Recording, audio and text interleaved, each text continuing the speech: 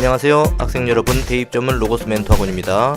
2016학년도 대입 논술 전형에 대해서 대학별로 하나하나 진행을 하고 있는데 이번에는 세종대학교에 대해서 한번 알아보도록 하겠습니다.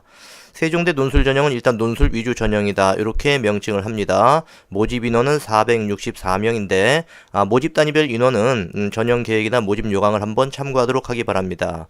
전형 방법을 보면 논술 50%, 학생부 50% 이렇게 반반 반영을 하게 되죠. 학생부 같은 경우는 이제 비교과는 반영을 하지 않고 교과만 반영을 하게 됩니다.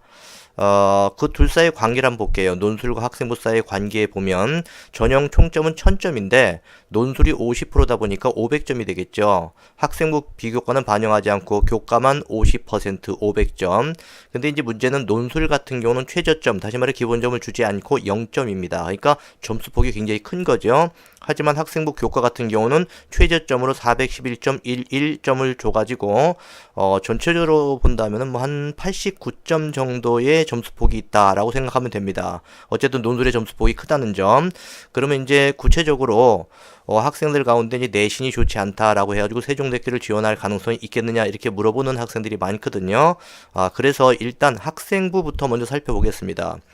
학생부 교과 50%에서 500점 만점이라고 그랬죠. 그러니까 1등급이 500점이 됩니다. 그리고 9등급이 411.11인데 이 점수들이 어디서 나온 거냐면 세종대학교 전형계획이나 입시요강에 보면 내신 산출을 위한 공식이 나와 있습니다. 그 공식에 맞춰서 이제 계산을 한 거예요. 이렇게 복잡한 공식은 아닌데 어쨌든 그 공식에 맞춰 계산을 하면 이렇게 점수가 나오고, 학생들이 이제 궁금해하는 건 등급 간 점수 차이죠. 그래서 1, 2등급 사이에 3.33점 차이, 2, 3등급 사이에 5.56, 뭐 이런 식으로 점 차이가 나가지고 4, 5등급 사이에 10점 차이로 좀 벌어졌다가 5, 6등급 사이에 9.22로 조금 작아졌다가 다시 6, 7등급 사이에 14.44로 좀 벌어집니다.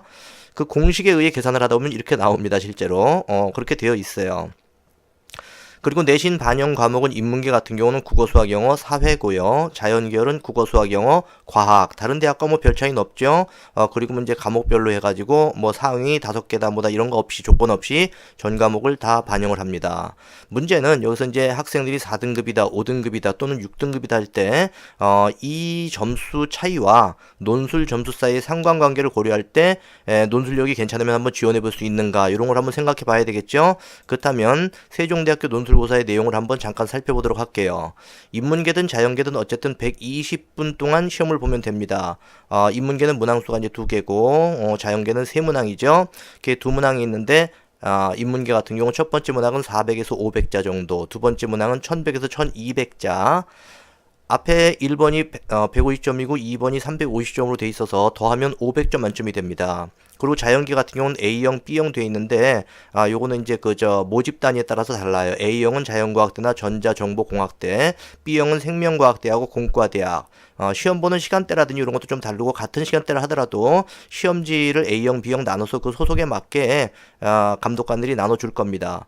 세 문제인데 문항별로 해서 이제 소문항들이 각각 3개, 4개, 3개씩 있어요. 그 소문항 각각이 10점씩이다 보니까 뭐 30점, 40점, 30점 이렇게 해서 이제 전부 100점이 되겠죠. 100점이 되는데 시험지에 나와 있는 점수상으로만 본다면 100점인데 요것을 500점 만점으로 환산을 할 겁니다. 왜? 논술이 50% 500점 만점이니까요. 그러면 인문계열부터 문제들이 어떤지 한번 좀 살펴보고 넘어가겠습니다. 인문계 문제 같은 경우에 이게 2015학년도 세종대 논술 기출문제인데요. 제시문이 가, 나, 다 이렇게 3개가 있고 1번 문제 공통점 차이점을 묻는 문제, 아까 우리 봤던 것처럼 400에서 500자죠. 150점 그대로입니다. 불량 미달시 같은 경우는 감점을 하는 게 아니라 아예 0점 처리를 하네요. 두 번째 문제는 옹호 반박형 문제인데 1100에서 1200자로 350점입니다. 이렇게 해서 요 점수와 앞에 있는 1번 점수를 합쳐가지고 전체 이제 500점 만점이 되는 거겠죠. 그쵸? 요렇게 인문계열 문제가 2문항이 출제된다는 점. 그렇다면 자연계열 같은 경우 자연과학대나 전자정보공학대에 해당하는 A형 문제 한번 잠깐 살펴보고 넘어가겠습니다. 1번 문제 수학 문제입니다. 그림도 있고요. 1-1, 2, 3 해가지고 소문항 3개 있다고 아까 얘기했죠. 10점, 10점, 10점 점수도 써져 있네요.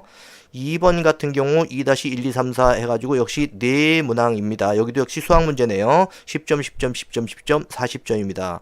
그리고 3번 문제 같은 경우도 순수 수학 문제군요. 3-1, 2, 3, 10점씩 이렇게 문제가 되어 있습니다. B형도 똑같은지 한번 잠깐 볼까요? 여기도 이제 그림 문제가 나오고 수학 문제인데 1-1, 2, 3, 2-1, 2, 3, 4, 10점씩 3-1, 2, 3, 3번 같은 경우는 제시문이 몇 개 있군요. 그렇죠? 문항수나 배점. 문제는 물론 다르지만 문항수 배점에 있어가지고 다른 차이가 거의 없습니다. 모집단에 따라서 좀 이렇게 차이가 난다는 점. 그리고 세종대학교 논술은요, 원고지에 쓰거나 무슨 답안지에다 쓰는 건 맞는데, 자체 답안지가 따로 있습니다. 그래서 이렇게 보면은 좀 큰가요? 좀 줄여보겠습니다. 이건 인문계열이에요. 인문계열 1번 문제 400에서 500자니까 여기 400자 표시되어 있고 여기 500자 표시되어 있네요. 요 분량 안에 써야 한다고 되어 있습니다. 2번 문제 같은 경우에 보면은 1100에서 1200 돼 있죠. 1100자가 여기 있고 1200자가 여기 있습니다. 그래서 요 분량 안에서 맞춰야 한다. 요겁니다. 자연계열 답안지 한번 잠깐 보면 자연계열 같은 경우는 원고지가 아니죠. 그냥 쓰는 거니까 1-1, 2, 3, 2-1, 2, 3, 4 네 문제니까요. 3-1, 2, 3 이렇게 답안지가 되어 있습니다. 참고로 그냥 살펴본 겁니다. 이렇게 해서 논술을 보게 되는데 문제는 요게 500점이고 요게 수리논술 같은 경우 자연계 수리논술 같은 경우 100점 만점이지만 500점으로 환산을 하게 돼요. 다시 말해서 여기서 500점 만점을 가지고 전체적으로 따지게 되니까 점수폭이 굉장히 커지게 됩니다. 그래서 제 생각에는 내신으로 한 5등급, 정말 최악의 경우 6등급 정도 된다 하더라도 논술력이 출중하다라는 어떤 전제 하에서 저는 한번 지원해보는 것도 괜찮다. 이런 경우가 있지 않습니까? 내신이 너무 낮아가지고 점수폭이 큰 경우 거의 만점에 가까워도 내신을 극복할 수 없다. 뭐 이런 경우 있지 않습니까? 그런데 제 생각에는 6등급 정도까지는 논술력이 충분하다면 충분히 지원해 볼 수 있다라고 생각이 됩니다. 근데 7등급도 전혀 불가능한 건 아닙니다. 하지만 문제는 7등급 이하로 내려가게 되면은 논술력에 있어서 배경 지식이나 그 밖에 어휘력, 논리력, 무슨 뭐 수학 실력 이런 것들이 좀 부족해가지고 이 점수가 문제가 아니고요. 실력적으로 그것을 극복하기가 힘이 들어집니다. 그래서 제 생각에는 6등급 정도 라인을 잡아서 시도해봐라 라고 얘기하고 싶습니다. 세종대 논술의 수능 최저학력 기준입니다. 인문계, 자연계, 인문계는 국비 수혜이고요. 자연계, 국외의 수비죠. 영어는 다 똑같고 사탐, 과탐은 두 과목 평균입니다. 그래서 요 4개 영역 가운데 두 과목 합 6 똑같죠. 인문계, 자연계. 이 수능 최저 학력 기준을 맞춰주는 비율이 세종대 같은 경우는 50%가 채 안 되는 걸로 알고 있습니다. 따라서 이 수능 최저 학력 기준을 맞춰주면 기본적으로 합격 가능성은 2배 이상 올라가죠. 근데 실질적으로 보면 훨씬 더 많이 올라갑니다. 그래서 수능 최저 학력 기준 꼭 맞춰줄 걸 권장하고요. 자연계, 인문계 올해는 이제 전형 계획상 아직 나와 있지 않고 작년 기준으로 본다면 11월 15일과 16일에 시험 봤는데 이게 수능 직후 주말입니다. 그래서 수능 시험 보고 뭐 하루 이틀 공부해가지고 될 수 있는 문제가 아니니까 그 전부터 미리미리 준비를 해야 될 겁니다. 다음 넘어가서 세종대학교 논술 전형의 경쟁률은 작년도 20.83대 1. 논술 전형 경쟁률 치고는 그렇게 높은 게 아닌 것처럼 보이죠? 한번 살짝 살펴볼까요? 요게 이제 세종대학교 작년도 전형별 경쟁률인데 우리가 보고자 하는 건 논술이니까요. 논술 우수자 전형 한번 들어가 보겠습니다. 아까 볼 때는 20.83대 1로 그렇게 높아 보이지 않았는데 인문과학대학 40대 1 다 40대 1 다 위로 올라갑니다. 사회과학대학, 경영대학, 호텔 관광대학까지 전체적으로 40대 1을 다 웃돌고 있죠.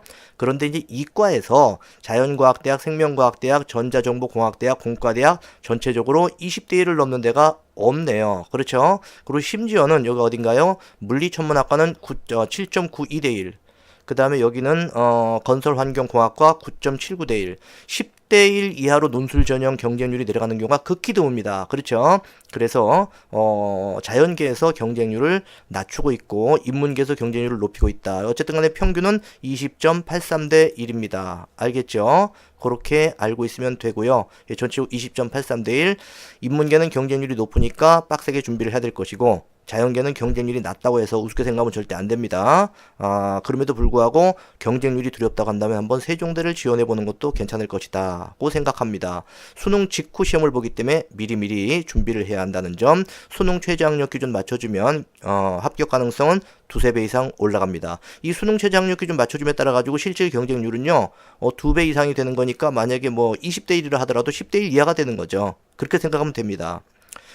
그렇게 하고 논술고사에 의해서 당락은 결정되고 내신의 영향력은 크지 않다는 점, 5, 6등급 정도 라인까지는 지원 가능하다는 게 제 생각입니다.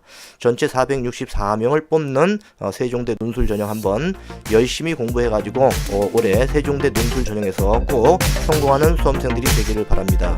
자, 세종대 논술 전형에 대한 안내 여기서 마치겠습니다.